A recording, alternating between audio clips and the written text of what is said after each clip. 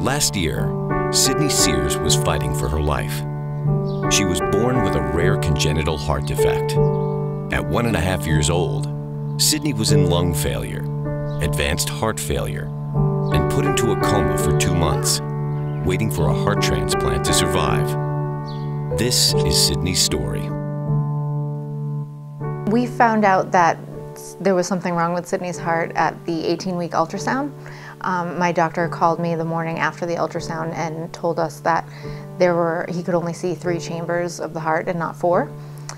So we had to go for some additional testing, and after lots of echocardiograms and blood work, they were able to tell us that she had hypoplastic left heart, which is a very rare heart defect that affects only 1 in every 4,300 births each year. And we were actually really lucky to have found out about it before she was born, because less than 50% of congenital heart defects are found prenatally. Yeah, after she was born, most kids after they're born, you get to hold the kid pretty much immediately. With Sydney, when she was born, she got pulled off to the side of the room. Certain things were done. I don't think we held her for 2 days. And then that same day they told us surgery is going to be tomorrow. So as you're holding her for the very first time, they're saying tomorrow's open heart surgery on your 3-day-old kid. The sequence for the 3 surgeries that Sydney needed were, the first one happened when she was just a few days old, 3 days old.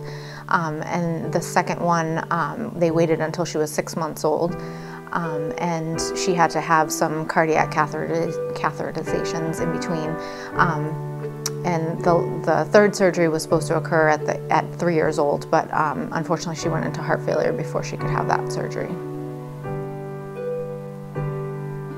Sydney had to be kind of put into a coma to protect her because her heart wasn't working, and at that point, you know, we had to hug her and possibly for the last time see her awake and not know how long it was going to take to get a heart.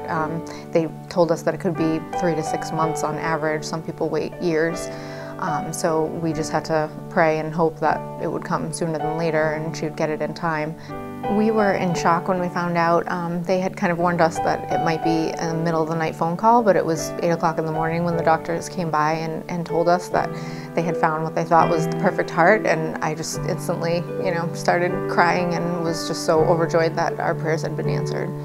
The one thing that people maybe don't realize is when your child has a heart defect, it can affect a lot of other things too. So for Sydney, her biggest struggle has been feeding issues, and sometimes that's more of a daily struggle even than the heart defect itself, because she doesn't eat like a normal child. She wasn't strong enough to be able to take in the calories she needed when she was younger, so she has to have a feeding tube and never really learned how to eat normally.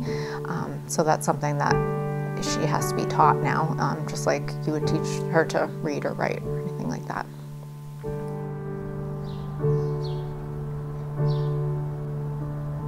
I've been seeing Sydney since June 7th of this year, so it's been about 3 months.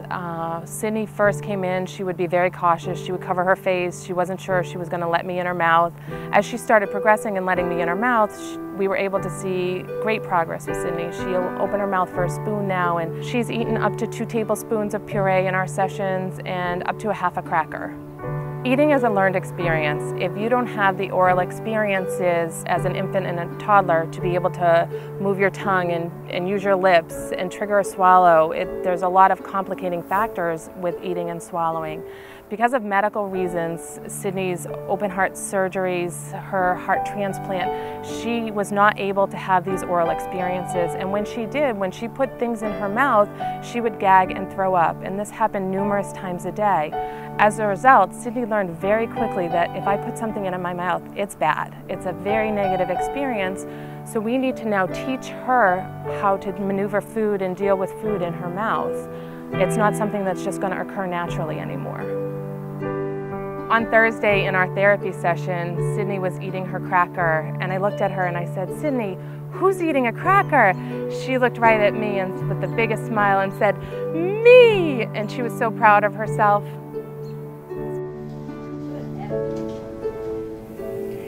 After a heart transplant, Her prognosis is clearly much better than it was before the transplant, but a heart transplant is just a different type of palliation. It is not a cure, and there she will need ongoing care, and there's a high likelihood that at sometime in her teenage years she could potentially need another transplant. We talk about 10 and 20-year follow-up after heart transplant because the prognosis has improved significantly over the years, but that still puts her as a teenager or just a young adult. And that story is still being written. Our insurance didn't cover the feeding therapy that Sydney needed, so the grant provided by the Gabrielle Dinsmore Heart and Hope Fund was able to help us with the rest. And we're so grateful to the donor and their family that provided her with a second chance at life, and